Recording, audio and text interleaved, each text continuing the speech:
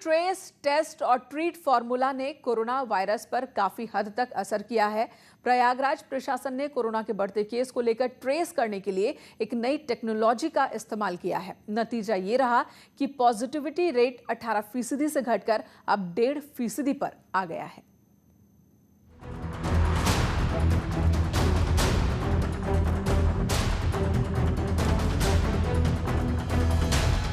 Smart city Prayagraj में corona की chain को तोड़ने में प्रशासन कामयाब हुआ है। दरअसल कोरोना के खिलाफ योगी सरकार के ट्रेस, ट्रीट, टेस्ट फॉर्मूले को अपनाते हुए ट्रेसिंग को नई टेक्नोलॉजी से जोड़ दिया, जिसका नतीजा ये रहा कि पॉजिटिविटी रेट 18% से घटकर 1.42% पर आ गया। शहर में बढ़ते कोरोना के केस को देखते हुए प्रशासन ने ICCC यानी integrated control and command centre बनाया। इस सेंटर ने गूगल की हीटिंग मैप टेक्नोलॉजी का बेहतर इस्तेमाल करते हुए बड़े कंटेनमेंट जोन बनाए, जिसमें ज्यादा कोरोना संक्रमित वाले इलाकों को चिन्हित कर हीटिंग मैप तैयार किया गया। प्रयागराज शहर में चूँकि स्मार्ट सिटी हमारा है ये, तो इसमें जो हमारा ICCC है integrated command and control centre, उसमें हमने जो टेक्नोलॉजी हम यूज़ करते हैं वो हीट मैप की टेक्नोलॉजी हमने इसमें यूज़ करी थी। उसके माध्यम से जो प्रत्येक हमारे पॉजिटिव केसेस आए थे उनके लैटिट्यूड लॉन्गिट्यूड को चिन्हित करते हुए मैप पे प्लॉट करके हमने ये एरिया निकाले जहाँ पे सबसे ज़्यादा अधिक संक्रमण थे, और उससे हमने हीट मैप्स जनरेट किए। उससे हमें फ़ायदा यह हुआ कि एक जो एरिया जो हमारे अत्यधिक संक्रमण वाले थे वो हमारे आइडेंटिफाई हो गए थे, और उसमें चिन्हित करते हुए हमने 1 स्क्वायर किलोमीटर या 1.5 स्क्वायर किलोमीटर के बड़े वृहत कंटेनमेंट जोन्स बनाए थे। ICCC में 1 किलोमीटर से लेकर 1.5 किलोमीटर के 14 कंटेनमेंट जोन बनाए गए और प्रशासन की ओर से इन इलाकों पर कड़ी निगरानी रखी गई। इन इलाकों में कोरोना के मरीजों की संख्या को लेकर हीटिंग मैप टेक्नोलॉजी के जरिए कलर कोडिंग भी कराई गई, जिसमें एक जोन में 200 से ज्यादा मरीज होने पर रेड कलर, 150 से अधिक होने पर ऑरेंज कलर, 100 से अधिक संक्रमित होने पर येलो कलर और 100 से कम होने पर ब्लू कलर मैप पर दिखाई देता था। तो इस टेक्नोलॉजी के माध्यम से स्मार्ट सिटी में हमारा इंटीग्रेटेड कंट्रोल सेंटर है, उसके माध्यम से हम प्रयागराज शहर में इस चीज़ को काफ़ी हद तक ट्रैक करने में और काफ़ी हद तक इसको रोकने में कामयाब रहे थे। गूगल की हीटिंग मैप टेक्नोलॉजी का बेहतर इस्तेमाल करते हुए प्रयागराज प्रशासन ने शहर के एक संक्रमितों को ट्रेसिंग के जरिए अपने रडार पर रखा। ये टेक्नोलॉजी इतनी कारगर रही कि गृह विभाग ने हीटिंग मैप को बाकी जिलों को भी अपनाने के निर्देश दिए। तो ये कह सकते हैं कि यहाँ पर साइंटिफिक तरीके से काम किया गया और हीटिंग मैप टेक्नोलॉजी के जरिए भी यहाँ पर निगरानी की गई, जिसके चलते कोरोना संक्रमितों की संख्या में प्रयागराज में भारी कमी आई है। कैमरा पर्सन संजीव मिश्रा के साथ सर्वेश दुबे, न्यूज़ 18 प्रयागराज। और मौजूदा मुश्किल वाले दौर में एक बहुत ही खूबसूरत बात सामने निकल कर आई है कि बहुत से लोग हैं जो एक दूसरे की मदद कर रहे हैं, समाज के प्रति अपनी जिम्मेदारी को निभा रहे हैं।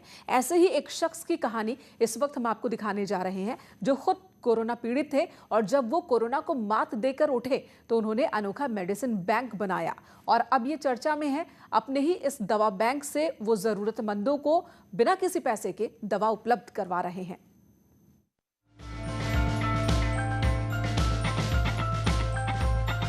तस्वीरों में दिखाई दे रही ये दवाइयाँ किसी मेडिकल स्टोर पर नहीं रखी हैं। ये दवाइयाँ और इंजेक्शन एक घर की टेबल पर हैं और ये दवाइयाँ निजी इस्तेमाल के लिए नहीं बल्कि ज़रूरतमंदों की मदद के लिए रखी हैं। मतलब किसी कोरोना मरीज को अगर दवा लेनी है और उसके पास पैसे नहीं हैं तो वो यहाँ से दवाइयाँ ले जा सकता है। कोरोना के संकट काल में एक से बढ़कर एक योद्धा लोगों की मदद में जुटे हुए हैं।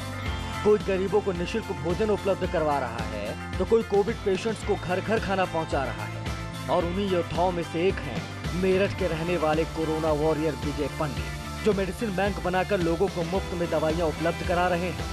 विजय खुद कोरोना से पीड़ित थे, लेकिन कोरोना को मात देने के बाद विजय ने लोगों की मदद करने की ठानी और बना दिया खुद का एक मेडिसिन बैंक। जब इस समय जो अभी 2-3 महीने पहले के हालात देखें कि कोरोना की दवाइयों के बहुत ज़्यादा किल्लत थी, कालाबाजारी थी, बहुत ऊंचे दामों पे मिल रही थी वो दवाइयाँ और हमारे पास में रखी थी घर में बेकार, तो वहीं से मन में आया क्यों ना हम ये दवाइयाँ कोरोना से संबंधित या दूसरे मरीजों को फ्री उपलब्ध कराएं। विजय ने अपना मोबाइल नंबर सोशल मीडिया पर डाल रखा है। अगर आपको दवाओं की जरूरत है तो उनसे संपर्क कर दवाएं ले सकते हैं। यही नहीं, अगर किसी भी व्यक्ति के पास घर पर रखी हुई दवाइयाँ खराब हो रही हैं तो उन दवाइयों को भी वो व्यक्ति मेडिसिन बैंक में लाकर जमा कर सकता है। दरअसल ये तो एक बहुत पुण्य का कार्य है। जैसा कि आजकल ये कोरोना काल में दवाओं का और उसका ऑक्सीजन वगैरह का सारे में कहर मचा हुआ है। सभी को पता है कि कितनी किल्लत हो रही है, कालाबाजारी हो रही है। तो सर के मन में हमेशा से ही बचपन से ये रहा है कि कैसे समाज के लिए कुछ किया जाए। तो हम लोग हमेशा ही कुछ ना कुछ करते रहते हैं। अब इस कोविड काल में भी हम, चूंकि पूरा परिवार पॉजिटिव हो चुका था, तो हमें पता है कि ये कितनी मुश्किल होती है, कितना भयावह है, लेकिन हम लोग तो सरवाइव कर गए उस वक्त।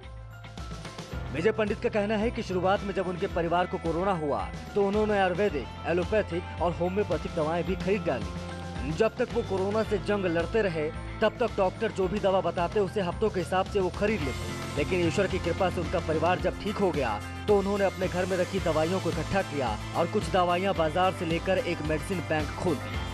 मेरठ से न्यूज़ 18 के लिए उमेश श्रीवास्तव की रिपोर्ट।